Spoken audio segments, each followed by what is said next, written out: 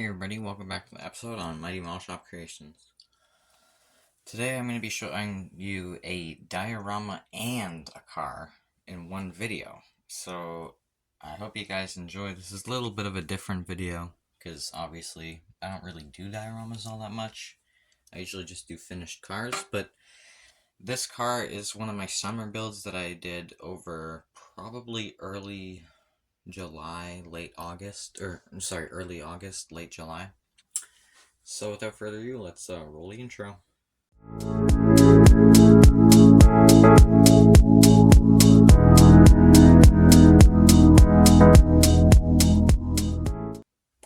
Alright, so as you guys can see, here, let's actually start with the diorama because I just finished, well, I didn't just finish, but I rebuilt it and redid it over the summer.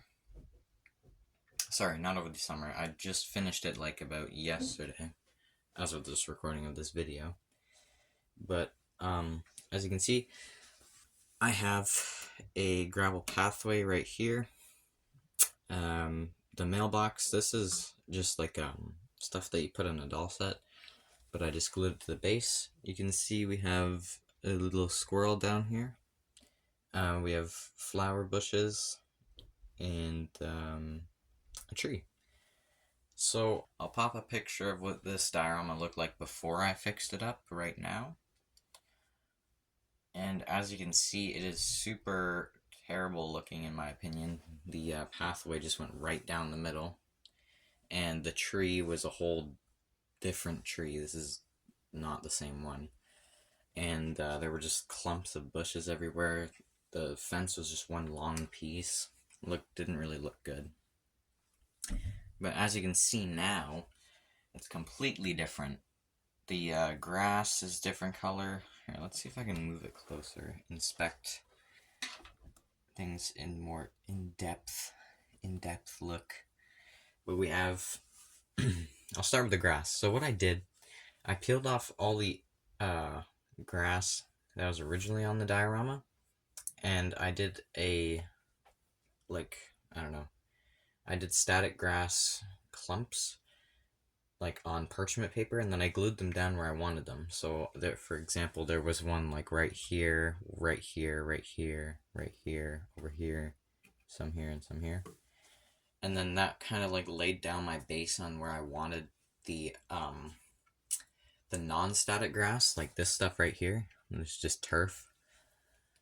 And after I did that, so I did a layer of brown, like greeny brown turf, and then after that I did the static grass around the brown turf and connecting to the patches, because I wanted like a base on where I wanted the static grass to go, and I think it worked out really well. So obviously we have longer underneath the tree and around here and stuff. And then after that, I took a mix of the greenish brown, the forest green, and normal green color, and then like other cutoffs of this, cutoffs of the static grass, and I just mixed it up in this tub. I'll grab it here. Let's see if I still have it. I think I labeled it, but this is the mixture. Oh, I have the lid on it still. But that's the mixture that I used of all the stuff. And I just rubbed it in over top of everything at the very end. And for the I guess gardens, I don't know if you call it a garden, but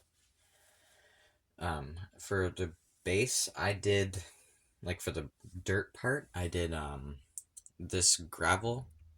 Oh, I guess you can't see it. This gravel, this darker stuff, or this brown stuff, and then I just mixed brown and black, like this brown burnt umber with black, 3-to-1, so 3 drops of brown and 1 drop of black, and it made this really dark brown color, which I'm super happy how it turned out. And so that I did a few coats of that over the thing, because I glued the I glued this this brown base, like original coat, with gesso, and it didn't really work very well. And it left kind of like a white stain. I thought it dried clear, but it didn't apparently. But that's besides the point. Um, the what else? Oh yeah, the garden that you see now, it's just foliage. Like there's some clump foliage around here, and there's some over here. Like that's clump foliage, that's clump foliage. And then we have this like, I forget what you call it, like ah, I don't know the name of it, but you know what I'm talking about. It's like a more open bush.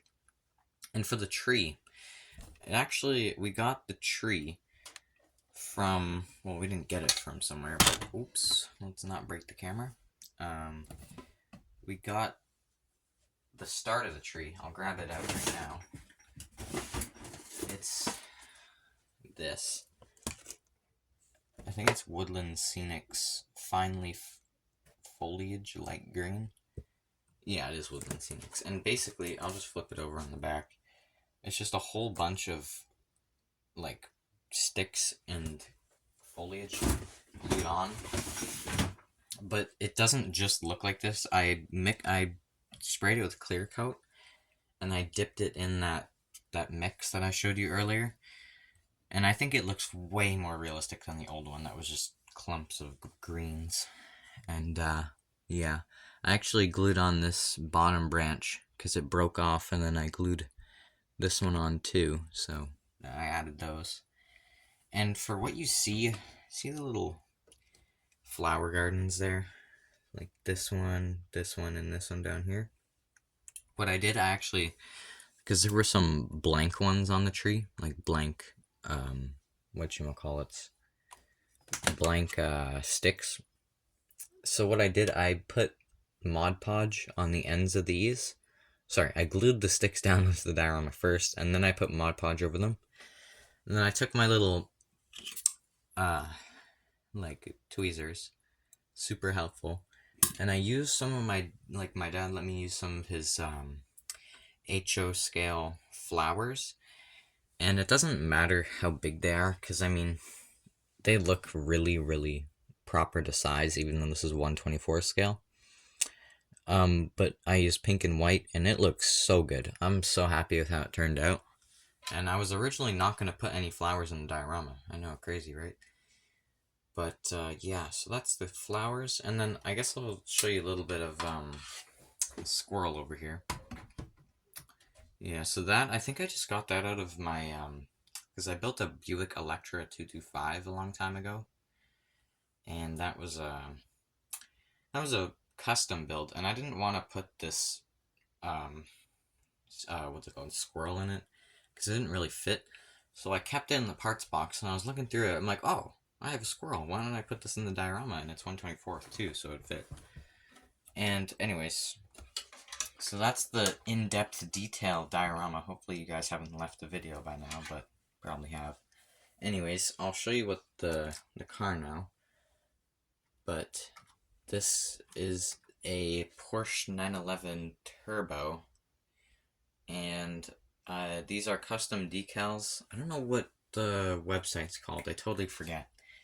But it's a Fittipaldi Porsche, and as you can see, I painted it with, I don't know the brand. I think I threw the can out because it stopped working after. I think it was like Krylon yellow, and I just finished the second coat of paint, and then the can stopped working, so I got super duper lucky on that. But this Porsche actually was purchased and used by the infamous Pablo Escobar, and I didn't know that I didn't know that until after I got the decals. I was looking up reference photos and like, wait, Pablo Escobar owned this? So it was totally crazy. But I'll show you here. Let me back up the camera and move the diorama out the way, because I'll show you it on the turntable. It might be easier to see on the turntable. So let me just move this. You could probably just skip ahead a little bit. It might take a little bit of time. But here's the, is that in frame? Yeah, it looks about right. Let's turn on the, here, that looks a bit better. Alright, so that is it on the turntable. Hopefully the camera focuses okay.